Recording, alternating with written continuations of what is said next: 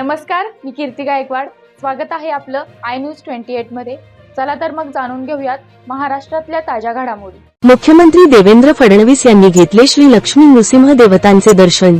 राज्याचे मुख्यमंत्री देवेंद्र फडणवीस यांनी आज इंदापूर तालुक्यातील मीरा नरसिंहपूर येथे श्री लक्ष्मी नृसिंह देवतांचे दर्शन घेऊन पूजा केली.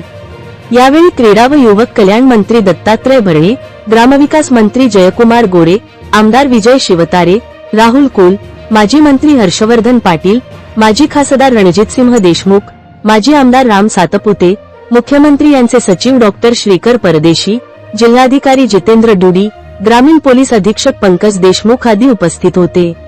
मुख्यमंत्री श्री फडणवीस यांनी श्री नृसिंह यांची कर्पूर आरती आणि महाआरती केली. तसेच श्री लक्ष्मींचे दर्शन घेतले. मंदिराचे मुख्य पुजारी प्रसाद दंडवते यांनी पूजा केली.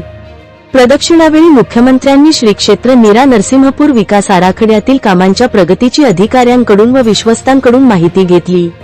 मुख्य विश्वस्त ज्ञानेश्वर अरगडे, विश्वस्त अभय कुमार वांकर, डॉक्टर प्रशांत सुरू यांनी देवस्थान ट्रस्टच्या वतीने मुख्यमंत्र्यांचा सत्कार केला.